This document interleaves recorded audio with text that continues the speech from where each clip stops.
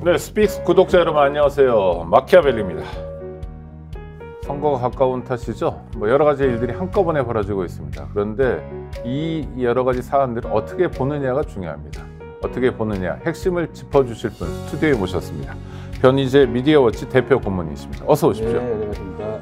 일단 큰 뉴스는 비례 선거를 어떻게 할 건지에 대해서 민주당 이재명 대표가 입장을 밝혔다는 거죠. 네, 범민주 진영에서는 이제 가장 큰 뉴스가 이거겠죠. 네. 한 3개월을 그냥 복잡하게 끌고 왔기 때문에 나름대로 그래도 예상보단 빨리 결정해줬고, 그리고 이제 최악의 이 병리평 회기로 안 간 거에 대해서 정말 다행스러운 결정이라고 생각합니다. 네. 그러니까 긍정적으로 평가하시는 거네요. 만약에 이걸 병리평 회기 결정했었으면 네. 지금 난리 났을 거예요 아마. 네. 병리평이라는 건 지금도 국민의힘은 주장하고 고집하고 있는 거죠. 늘 이 보수 쪽에서는 고집하는 그 제도죠. 그 2015년도 여의도 연구소에서 이제 그때 제 기억으로는 정의당 등에서 가장 먼저 연동을 주장했는데 네.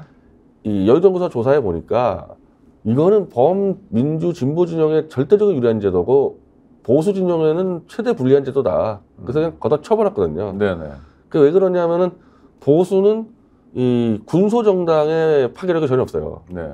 그냥 이 집권 여당에 한다 그러면 다 몰려가기 때문에 한 목소리만 있는 경향이 근데 있다. 여기는 네. 이게 한 4-5개가 막 있기 때문에 이거를 통합하는 문제가 있지 않습니까? 네. 근데 보수는 통합이 필요 없거든요. 그냥 네. 밀고 가면 되니까.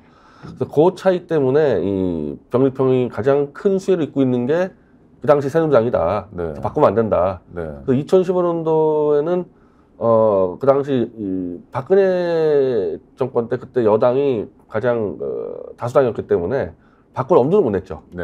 그러다가 2020년도에 안철수당까지 포함해가지고 이쪽이 쪽수가 많아지니까 연동형을 그냥 어찌 보면 날치기로 그냥 통과시켜버린 거예요. 그때도 2020년 총선 때도 자유한국당, 국민의힘의 전신이죠. 자유한국당은 반대했던 거죠.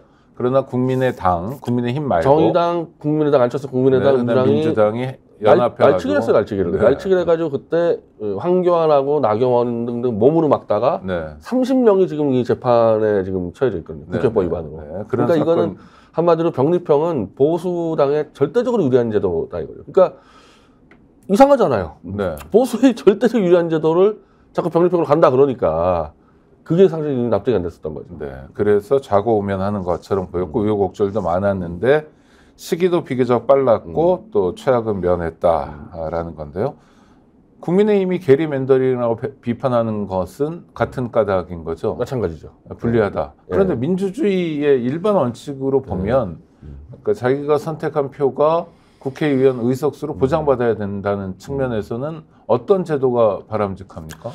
그러니까 이제 이 제도의 하나의 명분은 네. 가급적 득표율에 따라 정당 의석수를 그대로 보장해 준다라는 연동형이 그런 연동이 거죠. 그런 거죠. 이게 그러니까 이제 미국하고 막 대통령제 얘기를 많이 하는데 네. 이제 미국 같은 경우는 비례 의석이 없기 때문에 네. 비교할 때가 아닌 거고 그렇죠. 네. 어쨌든 비례대표가 들어오는 경우는 전문가들을 들어오는 게 하나 있고 네.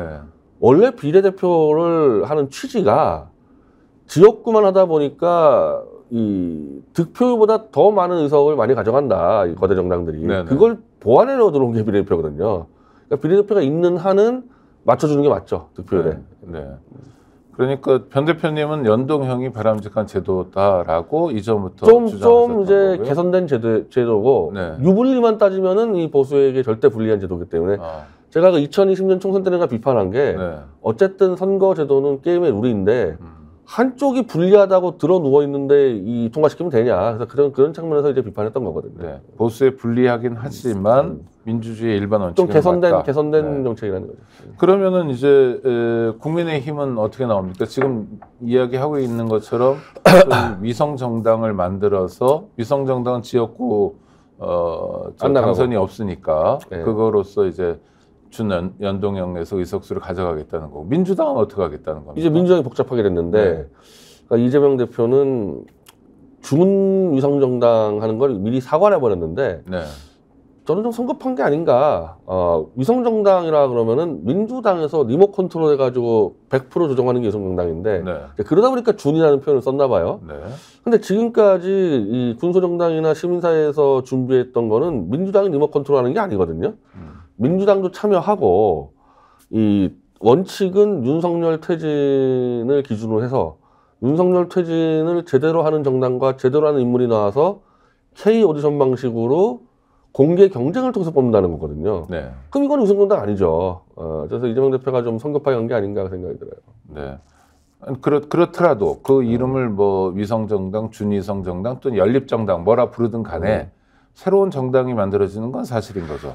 그렇죠. 네. 그걸 뭐 어차피 저쪽 아마 이 국힘당에서 이거 위성정당이라 부를 겁니다. 네. 네, 부를 거고 이제 아마 유시민 씨는 이걸 자매정당이라 그러는데. 자매. 네. 네, 근데 저는 자매정당도 아닌 것 같고 민주당이 그동안 미흡했던 거를 전위적으로 한두 발도 앞서서 특히 이 윤석열 퇴진을 위해서 앞장서는 그런 정당 정도로 보면은 위성도 아니고 자매도 아니고 네. 전위 정당이 맞죠. 예, 전위. 예. 이건 정치적 지향으로는 전위인데 예, 예. 성격으로는 그러니까 몸통으로는 연합정당, 연립정당. 연립정당. 그래서 연합연립이라는 단어를 쓰는 거고. 연립정당이 나오는데 여기는 어떤 당들이 참여하게 되나요? 그러니까 일단은 민주당을 네. 이재명 대표 표현 들으면은 지분 5로 참여한다. 지분 5가 무슨 뜻이죠? 네. 그러니까 예를 들면은 한 비례는 30석 낸다 그러면은 15석은 민주당이 결정한다. 네네. 50%. 이것도 제가 볼 때 네. 성급해요. 이게 방법론을 이렇게 먼저 가면 안 되는데 네. 나머지 50%는 이제 기본소득당, 3인당, 열린민주당 등등이 이제 참여하는 거 돼 있고 녹색정의당하고 진보당은 참여가 지금 불투명한 걸로 돼 있습니다. 네. 안 하겠다는 겁니까? 아니면은 좀 더 협상을 해보겠다는 겁니까? 녹색정의당은 지금 안 하는 걸로 얘기가 지금 나오고 있는데, 그래요? 네. 근데 또 내부에서 또 가야 된다는 얘기도 있어 좀 복잡하긴 한데 조금 좀 꺼려하는 부분이 있는 것 같고, 네. 진보당은 오히려 민주당에서는 꺼려하는 부분이 있는 것 같고, 네. 진보당은 여전히 상층부가 네. 그 당시 뭐 통합진보당 사람도 있지 않냐 이래가지고 민주당이 꺼리는 것 같고, 뭐 일종의 색깔론 같은 게 있는 것 같고요. 뭐 아마 맹 공격을 하겠죠. 진보당 들어오면은. 네. 국민의힘에서 공격받을 가능성 네, 때문에. 그래서 제가 그래서 그거를 뛰어넘으려면은 네.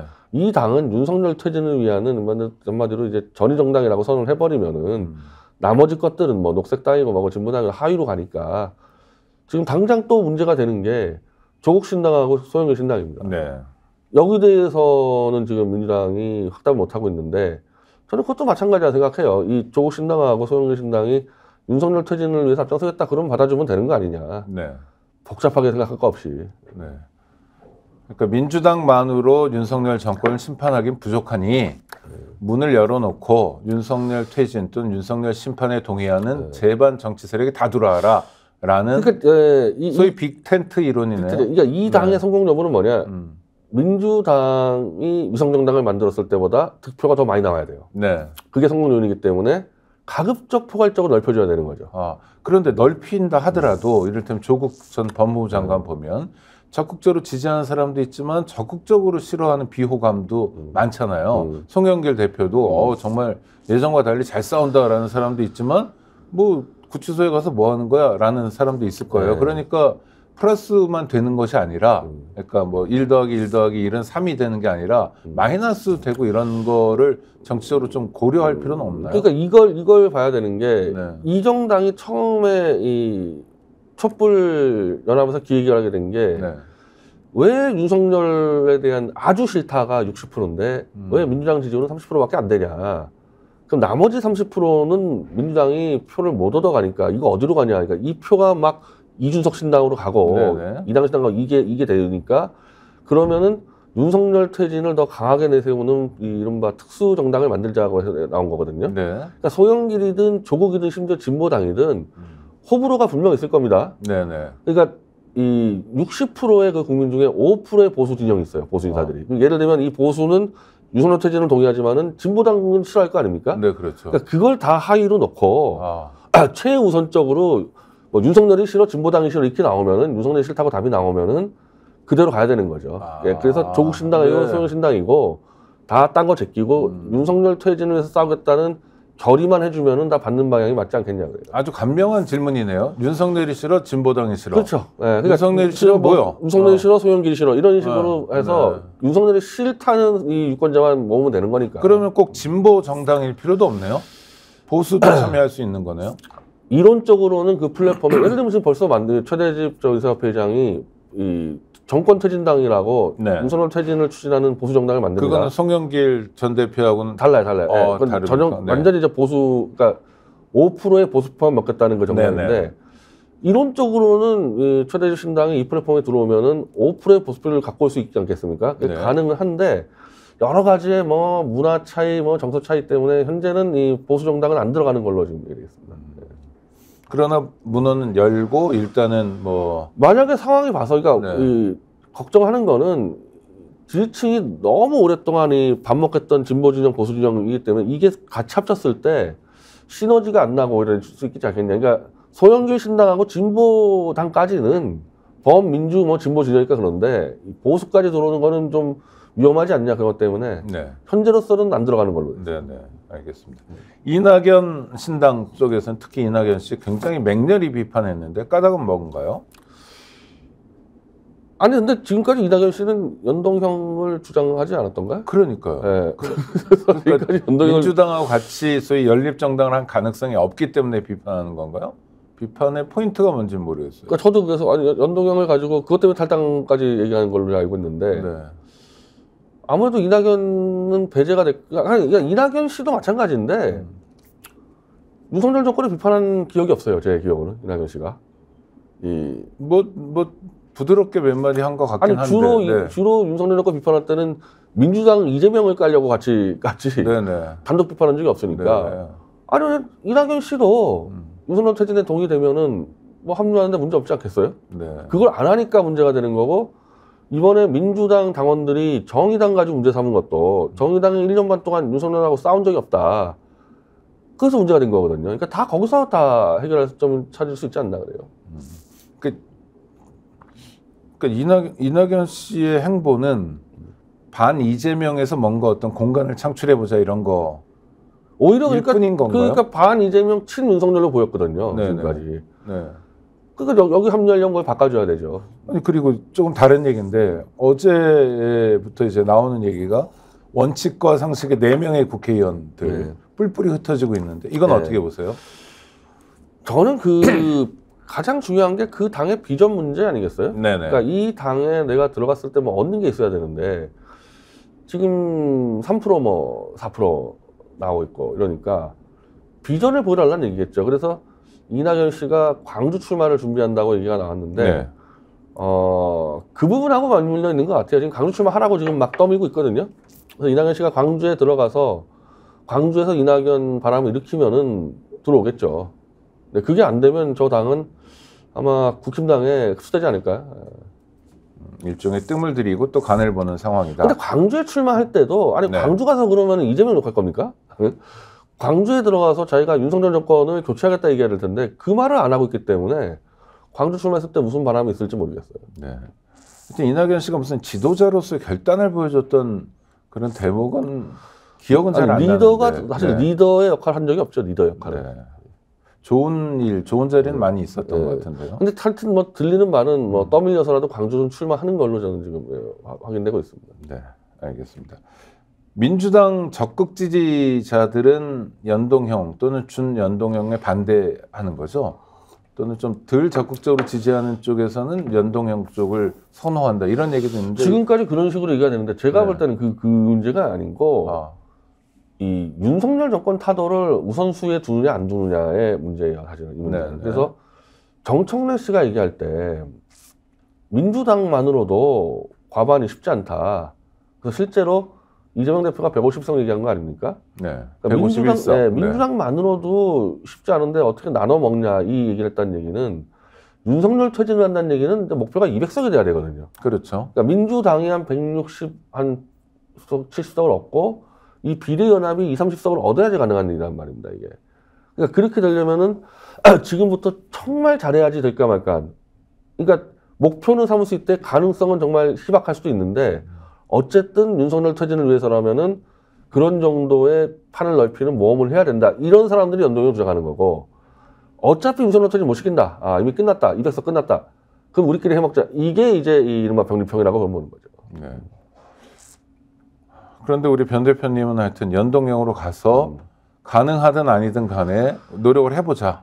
노력을 해야 한다. 의무다. 왜냐 이게 특검법이 다 거부됐기 때문에. 네네. 아니 그러면은 지금 이태원 특검법도 거부가 됐는데 나는 그 민주당 지도부가 이태원 유족들 만나서 뭐라 그럴 겁니까? 우리가 이제 포기했습니다. 네, 우리가 숫자가 포기했습니다. 안 돼서 네. 윤석열 정권 다음에 하세요. 이렇게 얘기할 겁니까? 유족도 먼저 넣고 지금 어렵지만 우리 200석을 위해서 목숨 걸고 최선을 다하겠다.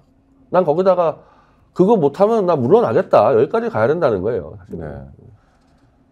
양당 뭐 대표적으로 더불어민주당과 국민의힘이 총선을 앞두고 소위 인재들을 영입하고 있는데요. 각각 10명이 넘은 것 같습니다. 주목할 만한 인재가 있으셨어요? 제 기억나는 사람 별로 없어요. 네. 그럼 둘 다 실패하고 있네요. 아니, 저기 누구지? 저 진정호 씨라고 저 사격대표과 대표 있는데. 네네. 아니, 그분은 윤석열 후보를 지지했던 분이죠. 아니, 그걸 모르죠. 오늘 기사로 제가 확인했어요. 했나요? 그러니까 네. 지금까지 이제 하도 이름 많이 바꿔서 보수당이라 그러면은 그 문대성 태권도 그걸 했다가 논문 표절로 박살이 났고. 네.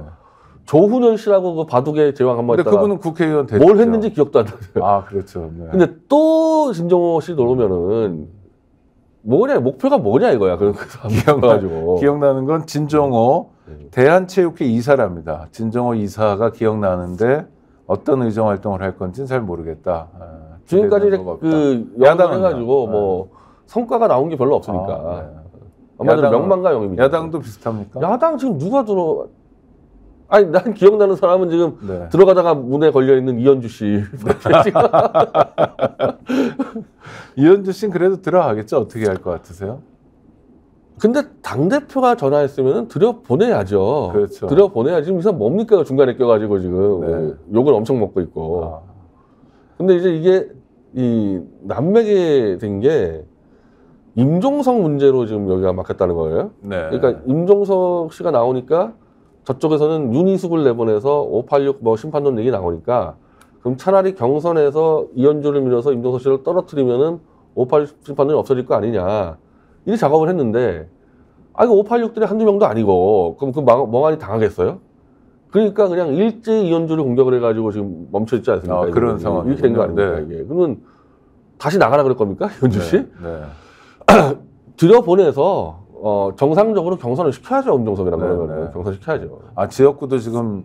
저는 그런 식으로 들었어요. 전 의원도 지역구를 정한 상태예요. 임종석은 자기 지역구는 성동으로 했는데. 네, 중성동. 네. 중성동에서 워낙 막강하다 그래요, 임종석 씨가. 원래 텃밭이었죠. 그러면은 감점을 좀 주던지. 적당히. 그래서 경선을 시키던지 정리를 해야지. 만약에 이 상황에서 이현주 씨가 못 들어가면은 그냥 쓸데없이 그냥 실림만 있는 거죠. 네. 쓸데없다는 단어를 쓰셔서 딱 떠오르는 인물이 김경률 씨인데요. 이분은 지금 행보가 뭐예요? 일단 총선 불출마 선언을 했고요. 그다음 비대위원은 계속 가겠다는 건데 이게 보통 거꾸로 아닌가요? 거꾸로 가죠. 네. 비대위원이라는 거 두 달이면 끝나는데. 그러니까요. 그리고 이제 공천 시즌 가면 비대위원들 필요 없어요. 네. 공관위원들라서 하는데 저는 지금 보수 진영에 있는 논자들 다 그렇게 얘기하는데 생각보다 임팩트가 너무 없었다. 그 김건희 가지고 시끄럽게 한 거에 비해서는 정청래하고 차이가 너무 많이 났다. 네네. 그리고 보수 유권자들이 김경률 씨를 뽑아야 되는데 보수 쪽에서 볼 때는 김경률 너도 좌파 아니냐, 너도 운동권 아니냐. 네네. 그러니까 정청래와 김경률이 했을 때 차이점을 모르겠다. 왜 이 586 좌파를 586 좌파가 심판하겠다는 얘기냐. 더군다나 당협에는 김성동이라고 아스팔트도 같이 많이 다니는 보수 당협위원장이 있거든요. 네. 그러면 그 사람이 심판해야죠? 네가 심판하냐. 여기서 워낙 안 좋았어요, 당내에서. 그래서 경선 가면은 떨어질 상황이었기 때문에. 경선에서 떨어지고 본선에서는 당연히 떨어지고. 네, 그래서 답이 없었던 상황인 거죠. 그러니까 차라리 지금 김경률이 안 나온다 그러니까 그럼 한동훈이 나와라. 이 마포의 보수 진영은. 네네. 아니면 정청래 한동훈은 좀 그림이 나오잖아요. 네네.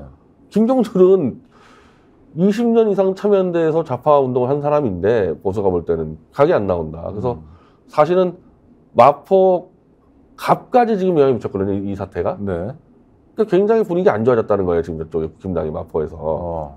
그러면은 한동훈이 출마를 해야죠, 마포. 그래. 네.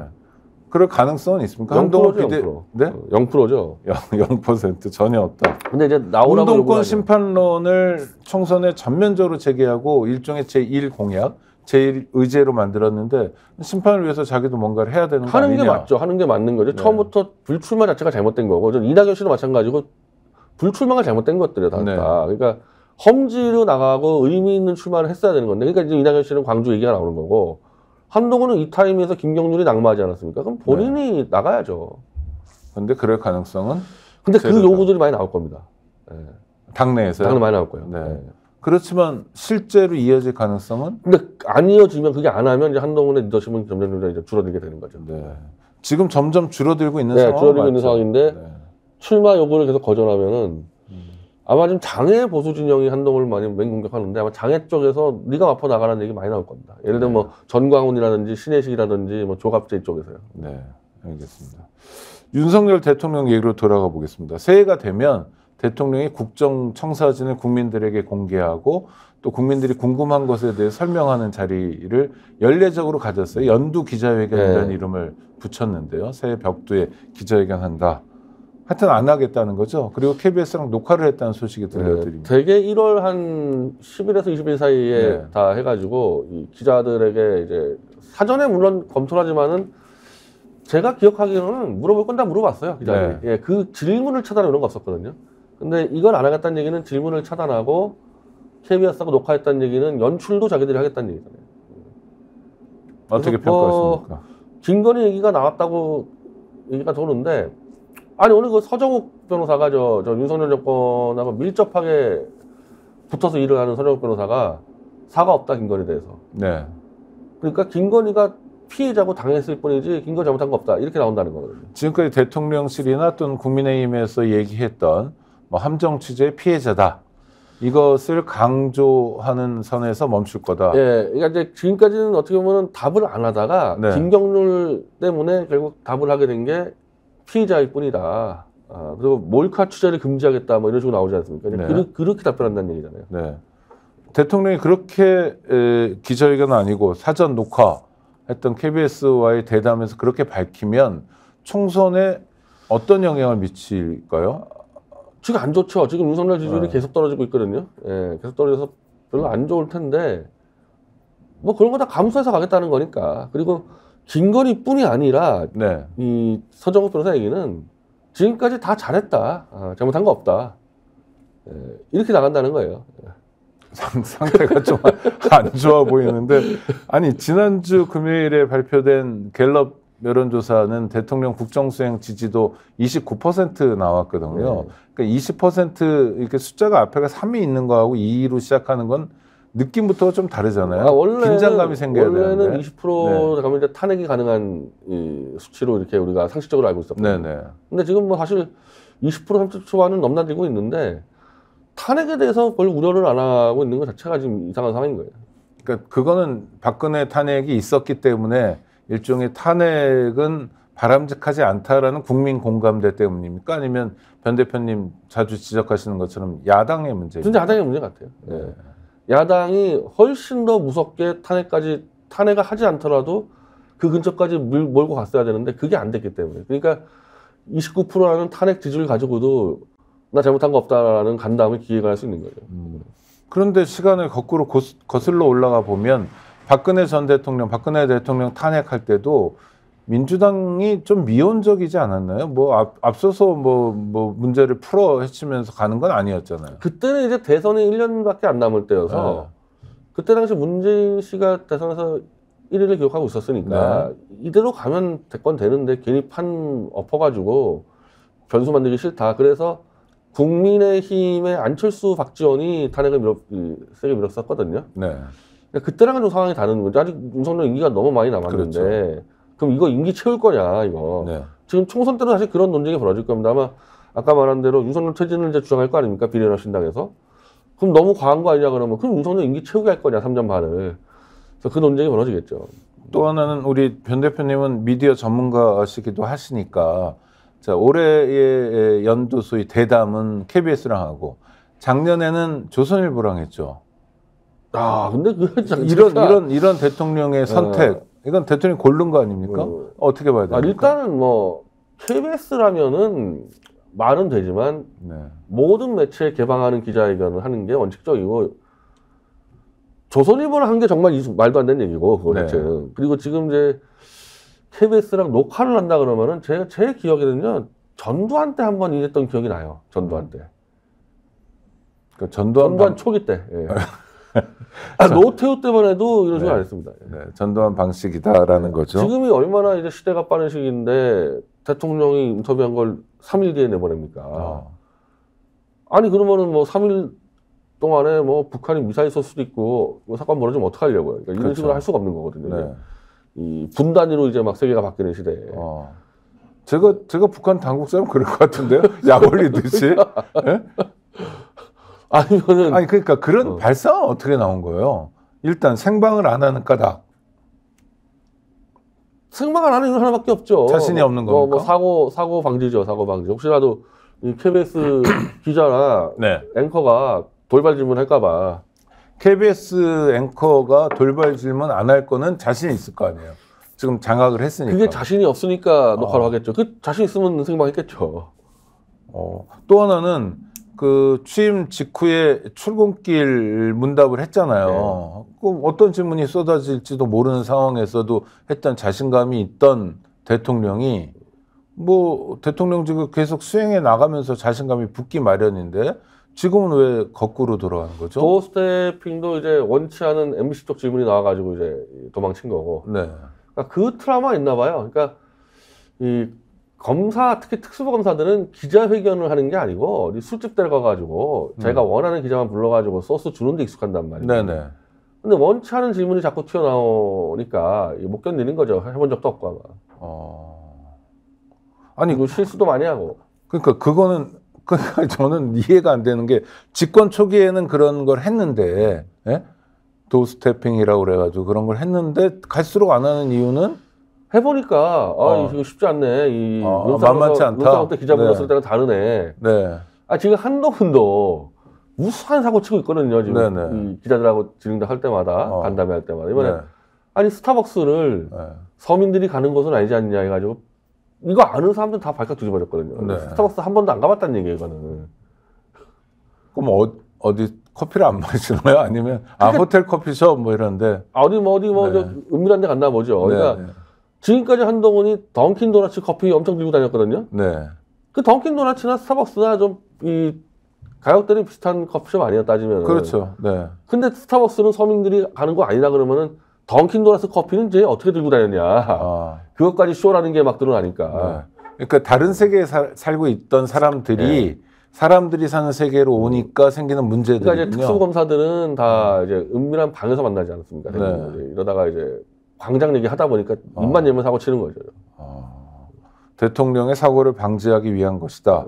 해도 국민 입장에서는 손해잖아요. 일단은 뭐 의미를 부여를 하겠습니까? 저 3일 뒤에 나오는 그 연출된 그 부분에 대해서 의미를 부여하겠어요. 그러니까 윤석열이 뭐 한다 그랬을 때 이 조회수나 시청자 안 나오거든요. 네네. 뭐 보기는 하겠습니까? 그러겠네요. 우리 대표님 보실 겁니까? 안 보죠. 그럼. 그럼 연합이 정리해주겠죠. 연합이 알아서 윤석열 입장에 정리해주지 않습니까? 어영 언론 있으니까. 알겠습니다. 대구를 한번 가보겠습니다. 북콘서트를 했어요. 중앙일보에 보니까 일면에 실었던데요. 아주 큰 뉴스로. 그건 중앙일보가 책을 내서. 이 기획을 중앙일보가 있습니다. 나는 이 전직 대통령의 회고록을 중앙일보가 기획한 거, 회고록을 기획한 것도 우습지만은 콘서트까지 중앙일보가 기획을 했어요. 네. 그리고 실제 콘서트 내용은 유영아 출정식입니다. 이거. 네. 그런 아주 이 정치적인 행사를 언론사와 전직 대통령이 했다는 게 추태죠, 추태 이건 추태예요, 추태. 그런데 중앙일보 입장에서는 뭐 할 수 있는 거 아닙니까? 뭐 돈이 되고 주목받을 수 있으면 언론사도 하나의 회사니까. 중앙일보가 선인수로 10억을 준 걸로 알고 있는데 너무 회고록이 부실해서 지금 판매 숫자가 엉망이에요. 그러니까 중앙일보는 오히려 돈을 박근혜한테 주면서 일을 하고 있습니다. 주면서. 박근혜 통해서 돈을 버는 게 아니라 이게 무슨 정치적 의도냐. 중앙일보는 JTBC 자유자랑 같이 태블릿을 조작해서 박근혜 탄핵을 같이 밀어붙인 쪽이란 말이에요. 그렇죠. 그 박근혜 입에서 제가 박근혜한테 20번 이상의 보고서를 줬어요. 태블릿 조작대에서. 그러니까 박근혜 입에서 태블릿 조작 나오면 중앙일보가 큰일 나는 거거든요. 저는 이거를 중앙일보가 박근혜를 돈으로 매수해가지고 막고 있다고 보는 거예요, 지금. 거기다 유영아까지 껴서 유영아가 이제 이 막는데 이 앞선에 서 있거든요. 그리고 박근혜 입에서 태블릿 조작이라든지 윤석열 수사가 잘못됐다는 말 나오면 윤석열 한동훈도 무너지니까 윤석열은 계속 박근혜한테 만나서 누나 그러고 이번에도 또 화환 보내고 뭐 난리치지 않습니까? 이게. 네. 그러면 이거는 협잡이 협잡. 언론사와 추태 협잡인데. 협잡이 협잡이거든요. 그러면 자 중앙일보는 의도가 정확하고 얻고자 하는 게 있어요. 선인세를 얼마를 줬든 간에 하여튼 돈을 써가면서까지 또 이런 대규모 행사를 만들고 지면을 통해서 이걸 홍보하고 또 뭔가 얻는 게 있으니까 할 거예요. 그렇죠? 장사꾼이라고 치고 회사라고 치고요. 박근혜 전 대통령은 뭘 얻습니까? 이걸 통해서? 자, 그래서 유영하가 이 박근혜를 내가 컨트롤해서 박근혜를 선거운동에 넣어줄 테니까 공천 달라. 이런 거래 친다는 소리 하다 하거든요. 네. 예, 아주 구체적으로 몇 개까지 얘기하면서 예, 공천 거래를 하는 거죠. 국민의힘하고요. 네, 국힘에.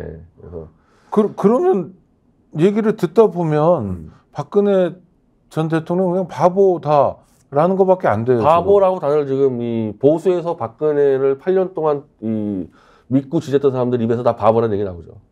예, 유영한테 이거 완전히 가스라이팅 당했구나. 예. 아니 근데 박근혜 대통령이 박정희 전 대통령의 후광도 있었지만 그래도 오랫동안 의정 활동을 하면서 정치 지도자로 성장해 간 거잖아요. 처음부터 대선 후보도 아니고 처음부터 당대표도 아니었고 상임위 활동이나 이렇게 쭉 자기를 만들어 왔던 거 아닙니까? 그때 그렇게 바보라는 소리는 별로 안 들었던 것 같은데요. 아, 저도 사실 그런 문제 때문에 좀 나름 조사도 해보겠는데 네네.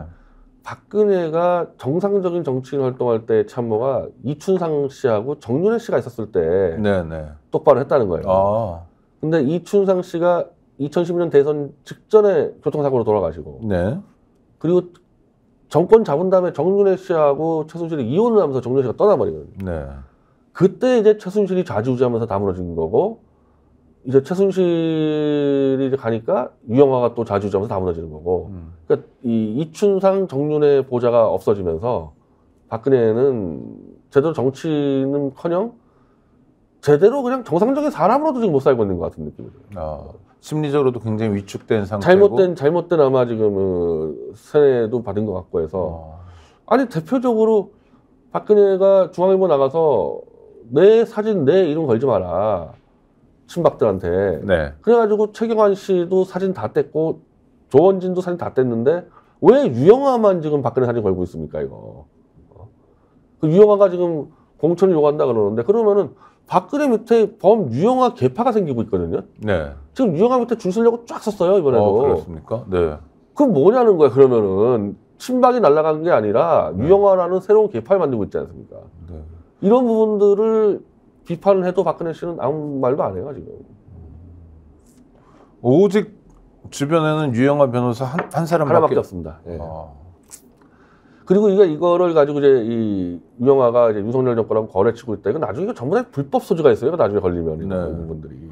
아니 그리고 또 하나는 예전에 이제 비서진만이 아니라 대통령으로 재직하던 시절에 청와대에 뭐 비서실장도 여러 있었잖아요. 수석도 많고. 그러니까 소위 박근혜 측근이라고 얘기할 만한 사람들은 꽤 많을 것 같은데요. 이런 분들하고는 전혀 교분이 없는. 이번에 몇 명 왔는데 뭐 허원재 비서실장하고 조윤선 장관 왔는데 그럼 그 사람들 출마하면 박근혜가 도와줄 겁니까? 지금 유영하처럼? 그렇게 안 한다는 거거든요. 그러니까 오직 유영하 한 명만 도와주고 모든 거는 유영하를 통해서 하겠다는 거니까 창구가 단일화돼 버렸죠. 네. 대통령이 특별 사면을 한다는 얘기가 많은데요. 하려고 했다가 MBC 보도가 이제 나가니까 최은순 이제 장모 총선 앞두고 이건 너무 큰 악재니까 지금 대통령실은 부인을 하거든요. 그래서 아마 총선 앞두고는 안 할 것 같고 석가탄신일 정도 하지 않을까. 그럼 다른 사람들 김기춘, 조윤선 이런 사람들은 할 거라고 보시는 건가요? 그거는 하겠죠.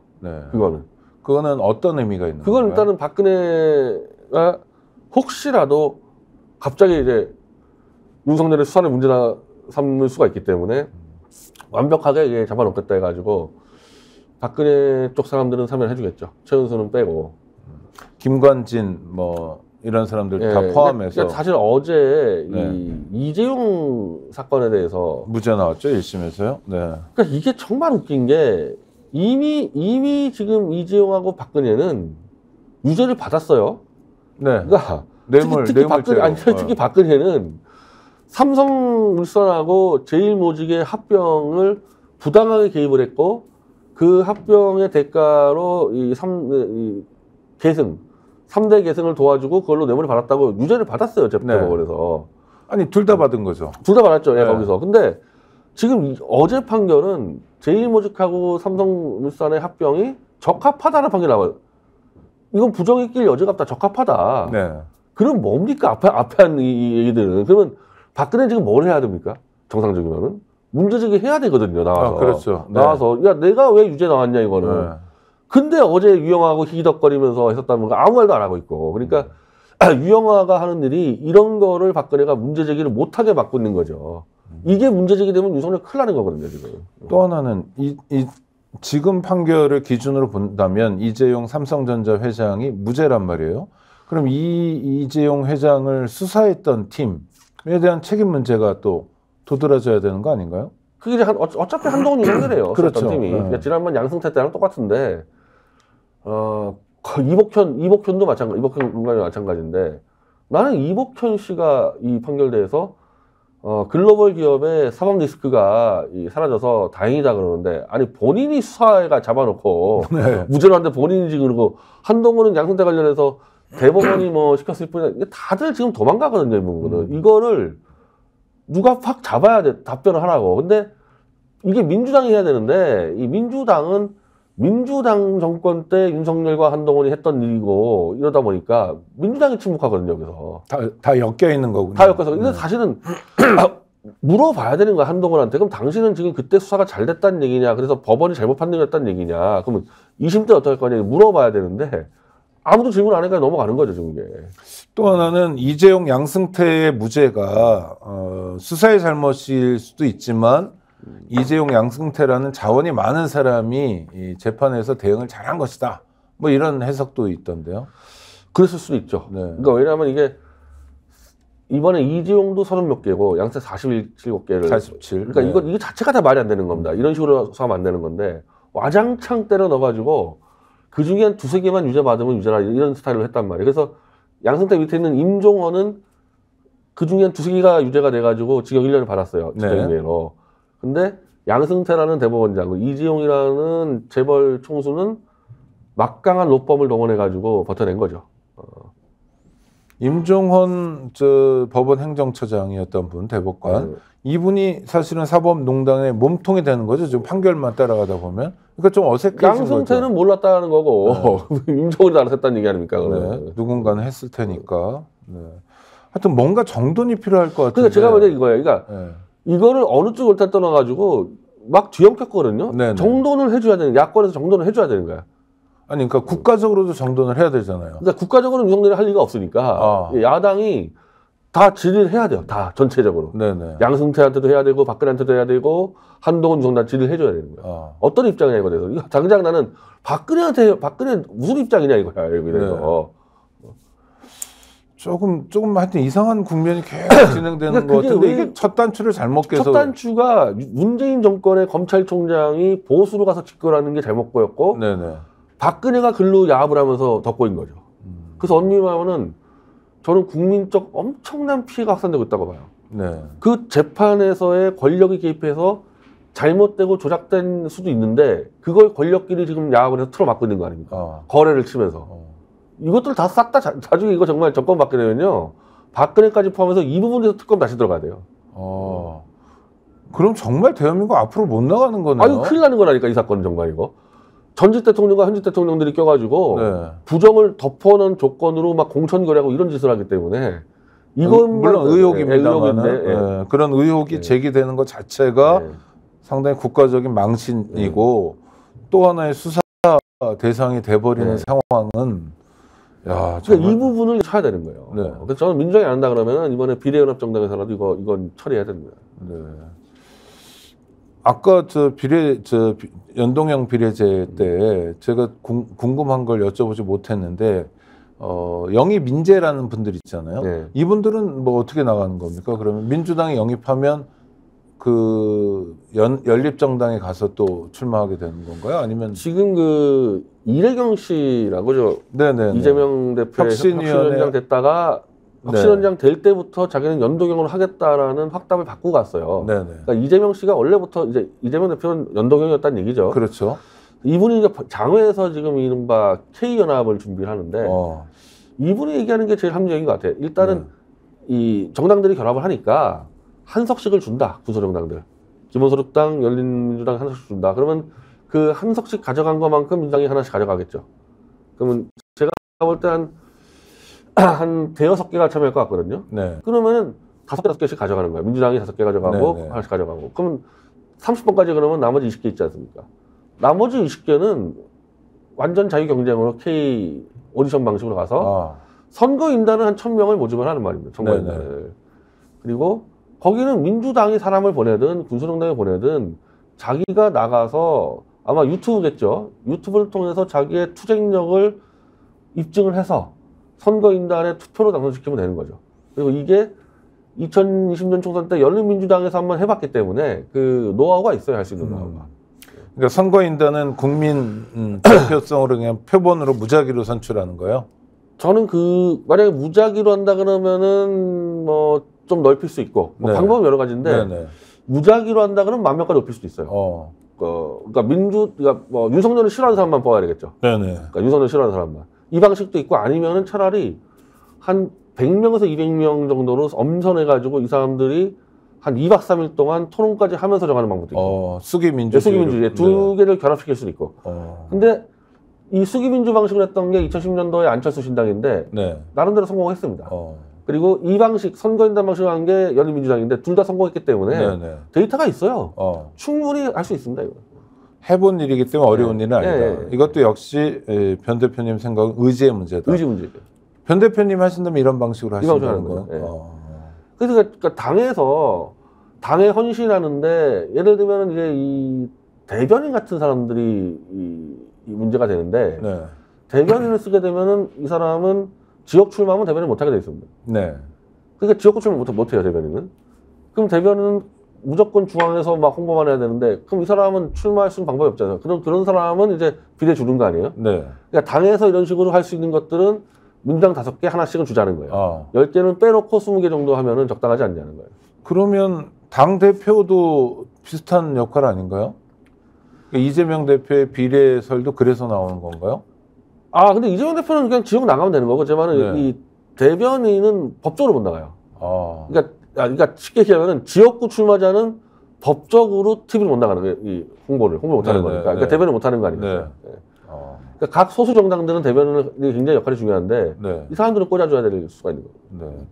또 하나, 그 참여하는 당은 어떻게 정할 수 있습니까? 그러니까 그냥 아무나 손 들고 우리도 정당이니까 갈게요 하면 그러니까 아까 제가 말씀드린 대로 윤석열 퇴진을 위해서 힘을 합치겠다라는 결의서를 받아야죠. 그러니까 말은 그렇게 하더라도 근데 그 당의 실체가 이를테면 뭐 정의 녹색당 같은 경우에 그래도 쭉 오랫동안 해왔던 게 있고 당원의 숫자도 있는데 이를테면 당원의 숫자로 정하냐 국민 지지율로 정하냐 뭐 이게 뭐 듣도 보도 못한 신생 정당에 뭐 사람도 별로 없고 이런 정당까지 다 받아줘야 되는 거냐? 뭐 이런 의문이 생길 수도. 한번 그런 여론조사로 돌려볼 수도 있겠죠.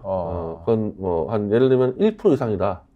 이렇게 돌려볼 수도 있겠죠. 뭔가 기준에 충족하는 정당이어야 한다라는 말씀이죠. 아니면은 1%가 안 되면은 참여를 시키되 한석을 안 주면 되죠.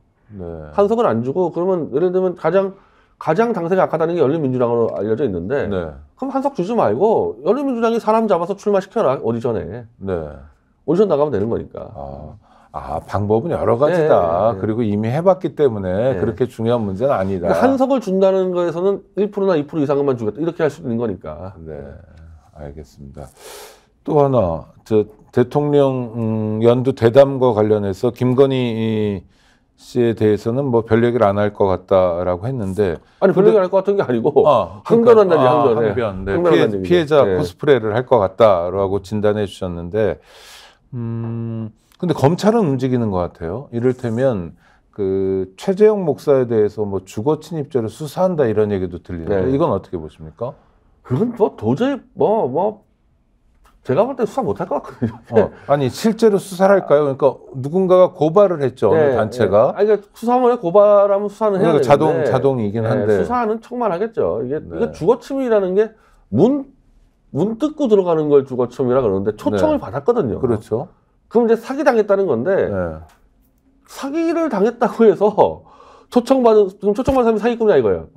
그 사람은 주거침입죄로 고발한다? 아니 말도 안 되는 거. 그리고 거기가 개인 사무실이긴 하지만 경호 인력들이 배치돼 있을 거고요. 그걸 다 통과해서 간 거 아니에요. 뭐 뚫고 간 게 아니라. 그러니까 이게 이 김건희가 이런 식으로 당했다고 강조를 하다 보니까 마치 범죄인 것처럼 막 언론 플레이하는 거지. 저걸 수사해가지고 처벌한다. 저건 뭐 도저히 불가능이고 이번에 안혜욱 선생 그거 억지로 구속하려다가 또 실패하지 않았습니까? 네네. 그러니까 지금 이 법원이 정상화되고 있는 것 같거든요. 지금 다져요. 지금 음성난도 붙었다면 다 깨지니까. 그 최재형 목사에 대한 수사는 시작도 안 할 거다 제대로. 지금 그 천공이 무슨 뭐 사무총 해병대 육군 사무총장 집에 천공이 들어갔다고 해가지고 부승찬 씨하고 김종대 씨 지금 아직까지 기소 안 됐어요. 3년 동안에. 수사하는 척만 하지 아직까지 기소 안 했다니까요. 자기들도 건이 안 되는 건 알기 때문에 변죽만 울리는 거다. 근데 지금 하도 많이 떠들어서 김종대 씨가 처벌받았다 생각하는 사람도 많아요. 하도 많이 떠들어가지고. 그러니까 이제 이 최재형 목사도 막 불법처럼 해가지고 국민들을 속이는 거죠. 이 범죄자라는 것처럼. 근데 실제로는 아무것도 안 하고 있는데. 아마 그렇게 하게 되지. 수사하면 뭐 바로 이거는 그냥 무혐의 해줘야 되는데. 명품백 사건의 핵심은 김건희 씨의 뇌물수수잖아요. 그건 이제 김건희가 이 수사는 진행 안 하고 있죠. 그 참여연대 핑계 대면서 안 하고 있죠. 그 참여연대가 고발했거든요. 그럼 참여연대한테 무리한 걸 요구하는데 참여연대 수사권이 없잖아요. 국민권익위가 참여연대한테 더 알아오라고 무리한 걸 요구하면 수사를 안 하는데 제가 이 윤석열하고 김의겸 기자 때 김의겸하고 판사 넷이 술 먹은 거를 제가 김영란법으로 고발한 적이 있었거든요. 그러니까 그러면 국민권익위가 조사해야 될 거 아닙니까? 그걸 저한테 어디서 언제 얼마 썼는지 조사해오라고 시켜요. 조사 안 합니다. 그러니까 지금 그 수법을 쓰는 거죠. 국민권익위가. 일 안 하겠다는 핑계를 그런 식으로 대는 거다. 그러니까 고발하는 사람한테 덮어 씌우는 거예요. 권익위 태도는 그렇더라도 검찰도 전혀 안 움직이고. 권익위가 조사해서 검찰에 넘겨줘야 되거든요. 근데 권익위가 조사를 안 하기 때문에. 엉뚱한 얘기들만 진행되고 있는 것 같습니다. 자, 이렇게 하면 설 밥상이 제대로 차려지는 겁니까? 일단 설날을 염두에 두고 하는 거잖아요. 2월 7일 날 완전히 이거는 윤석열 대통령이 설날 밥상을 자기가 올리겠다는 건데 지금 서정욱 변호사가 한 얘기로 보면은 잘못한 거 없다 이거잖아요. 난 잘하고 있다. 그래서 이 밥상에 이게 또 올라가는 게 유리한지 나유리가는 게 설날은 확실히 민심이 뒤섞이죠.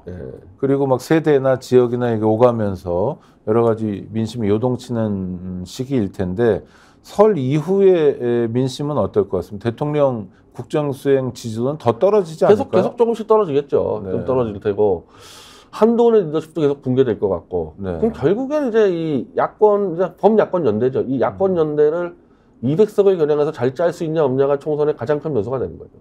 지금 변 대표님 보시기에 윤석열 대통령 지지도 떨어지고 한동훈 비대위원장 리더십은 약화될 거기 때문에 자리를 지키기 어려울 정도로 좀 훼손될 것 같아요. 그거는 뭐 정치 역량이 없기 때문이기도 하고 아바타이기 때문이기도 하고 그러면 야당이 얼마나 잘하느냐에 달려있다. 그러니까 200석을 포기하지 말라는 겁니다. 가능하니까. 그래도 선거를 앞두면 지금 대통령이 뭐 여러 가지 다니면서 공약들도 많이 내세우고 있고 뭐 서울시장만 하더라도 뭐 용산에 100층짜리 빌딩을 진다고 그러고 이러면서 자원이 많잖아요. 언론도 그렇고. 민생 경제가 지금 너무 어려워져서 이게 안 먹힌다 그러더라고요. 그런 정도의 물가가 너무 많이 올랐고 소득이 너무 줄어서 지금 떠들어다니는 거 가지고 뭐 어림도 없다 그러더라고요. 그래도 지금 소상공인들에게 73만 원씩 환급해 주겠다. 현찰을 쏴준다고 하거든요. 그거는 좀 효과 있지 않나요? 그건 정말 돈이 들어오는데 통장에요. 글쎄, 73만 원 가지고 되겠어요 지금 소상공인한테. 한 700만 원씩은 가야 되지 않겠습니까? 그 돈은 없을 거고. 임대료도 밀려 있고 뭐 어쩌고 그런 상황에서 임대료 인건비 걱정하는 사람에게 73만 원 준다고 되게 좋아하고 환호하고 그런 상황은 아니다. 지금까지 계속 조금씩 좋아왔고 이제 네. 약발도 떨어졌죠. 여당 입장에서는 재계약이 무효입니까? 아니면 돌파할 가능성은 없습니까? 돌파의 가능성이 아니라 지금 이 영남권 공천에서 잘못하면 여당은 이 쪼개질 수도 있고 잘못 걸리면은 예, 좀 오히려 위험한 일만 남았죠. 위험한 일만. 그거는 좀 안정적인 지역구에 대통령실 출신이나 검사들이 대거 들어가면서 너무 많이 넣었어요. 예, 그러니까 이게 어려운 데를 좀 넣어야 되는데 네네. 어려운 데는 한 곳도 안 넣고 네. 그냥 되는 것만 집어넣기 때문에 이게 공천의 화약고가 돼버리죠. 그럼 넣었다고 지금 표현하시는데요. 넣었다라는 건 주어는 뭡니까? 윤석열 대통령입니까? 만약에 마포를 중심으로 한강 벨트를 얘기했습니다. 이 아까 그 임종석 지역구부터 저기 그 정청래 지역구까지 하고 한강 북단이죠. 아니 그러면은 윤석열 정권의 측근이라고 얘기하는 저 주진우 비서관이나 저 아니면 석동현 씨나 누구 한 명은 들어오고 아니면 한동훈이 들어가든지 솔선수범해야 되는데 한동훈은 출마 안 해. 나머지는 다 강남이나 이 영남 들어갔어요. 거기서 공천 뭐 파동이 안 일어나겠습니까 이게? 그러니까 수도권 쪽은 정말 다 비주류를 다 넣어가지고 뭐 죽든 살든 알아서 하라 그러고 자기들 이제 식구들만 챙기려고 그러면 있는 사람들 쫓아내려고 그러고 이 위험한 일만 남았죠 지금. 그리고 그거를 한동훈이 수행해야 되니까 한동훈이 뭐 목숨을 유지할 수 있겠습니까요? 아니 근데 상식적으로 생각하면 좀 역량 있는 사람들 험지도 내보내고 그래서 전체 선거판을 같이 고민하는 거 아닙니까? 의석수를 하나라도 늘리기 위해서 노력하는 거 아닙니까? 원래 그렇게 했죠. 일반적으로 그렇게 했죠. 근데 이건 정반대로 가고 있으니까 그 청와대 출신들이 하는 사람들이 근데 원래는 사실 이제 이 1년 반 정도의 지금 이 정권 상황이면요. 총선이 굉장히 정권에 유리해야 되거든요. 그럼요. 3년차 뒤에 총선 불리해지기 때문에 여기서는 오히려 이 압도를 하면서 청와대 출신들이 수도권의 험지를 막 들어가서 이겨주는 건데 시작부터 뭐 이거는 지금 정권 말기에 지지율이 나와버리니까 다 숨어버린 거죠. 그리고 윤석열 대통령이 조정은 얼마든지 할 수 있었을 거다. 네네. 모여서 야 청와대 참모들 좀 이런 데 들어가라 강북 이런 데 그 얘기를 안 했겠죠. 그래서 저는 꽃길만 가는 거에 주어가 윤석열이라고 봅니다. 네. 그리고 대통령 마케팅을 하기도 어려운 상황이니까 선거가 좀 꼬였다. 김은혜 씨가 이제 다시 분당으로 가는데 대통령 사진을 다 뗐다는 거 아닙니까 지금? 안 깠네요 대통령 사진을 지금. 분당은 그래도 여당 지지율이 좀 나오는 지역인데 괜찮은 데죠 거기는. 천당이라는 말 나오고 여당의 천당이라는 얘기 나오죠. 네, 그렇다는 거죠.